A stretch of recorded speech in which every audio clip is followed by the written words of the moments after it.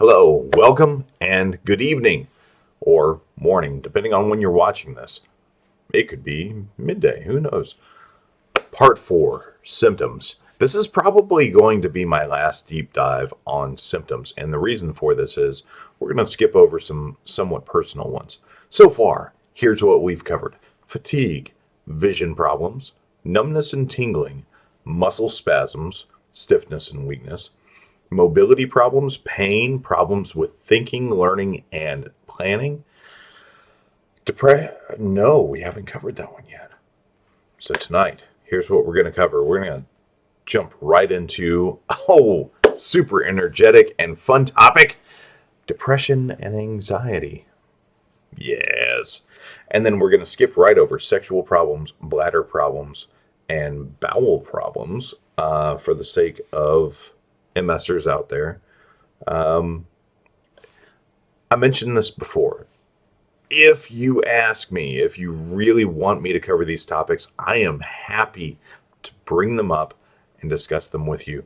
I haven't gotten much of a response on this, so I'm not just going to volunteer it. But you know me.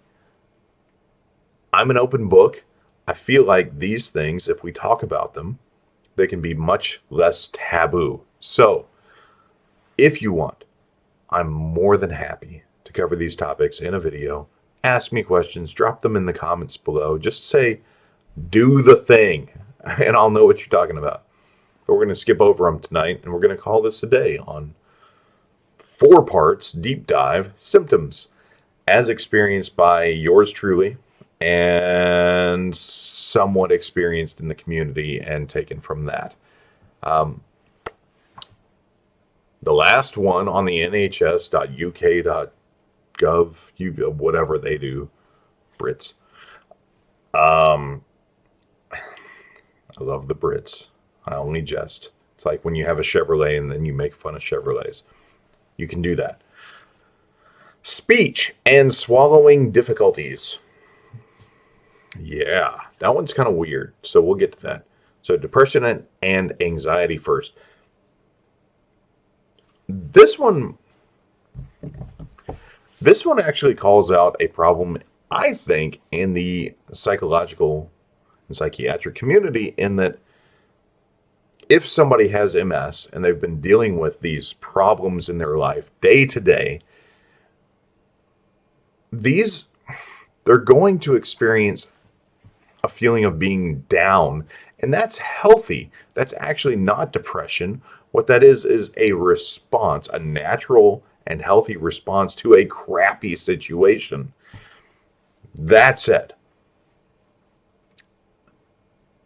there does seem to be a correlation between people with chronic illness like MS, especially MS, and depression or anxiety.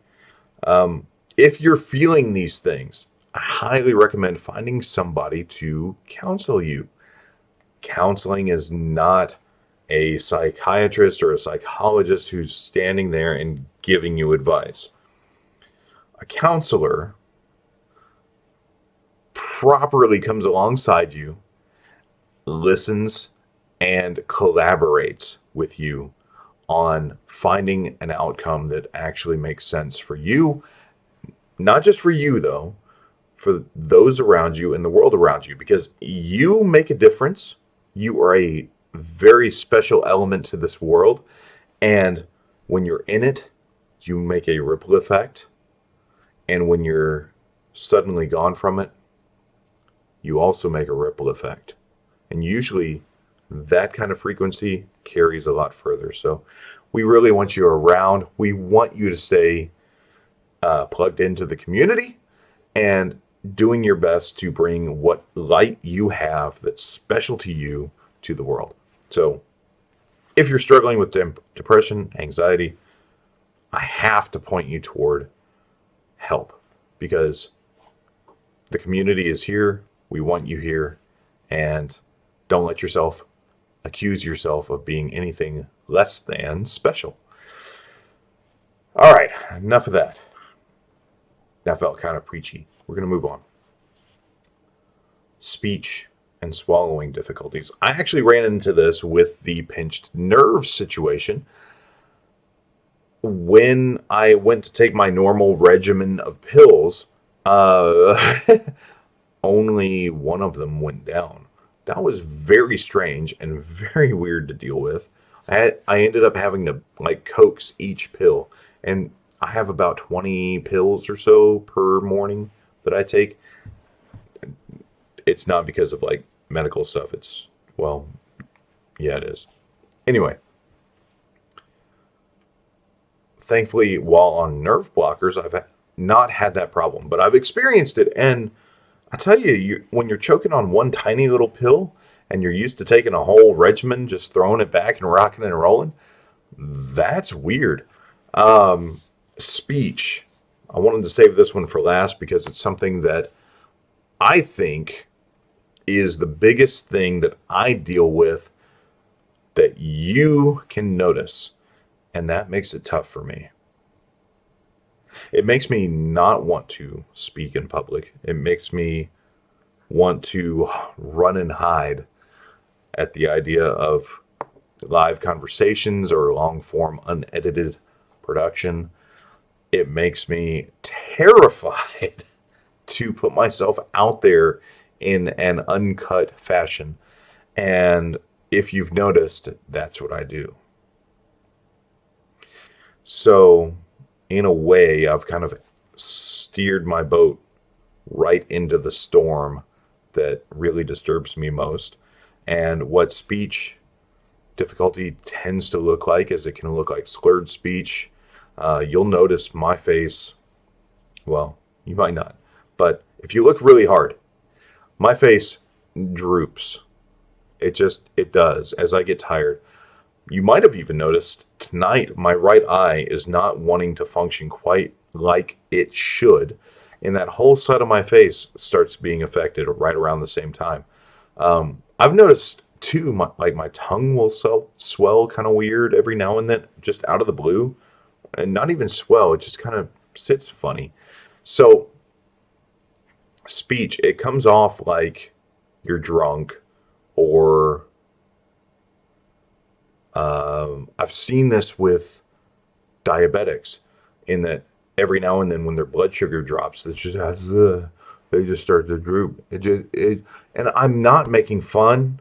I'm sharing. This is something I have experienced as well. It's tough, and the onset can happen at any time. Definitely in situations though where I've worked extra hard for a long period of time, and I've started to fatigue. That's a big one. When I'm working really hard to do a long speech, I have to watch the timetable because I can feel the energy bleeding out of me, like at an accelerated rate. It's a compound interest situation where everything I say is twice as hard to say the next time, and so on and so forth. So it behooves me to do these in one take, by the way. So yeah, speech, big one, big one.